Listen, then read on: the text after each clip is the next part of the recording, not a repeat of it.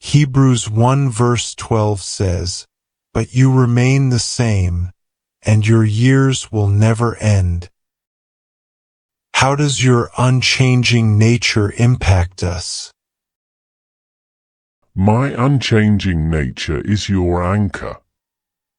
While the world shifts, I remain faithful and true. You can rely on me in every season.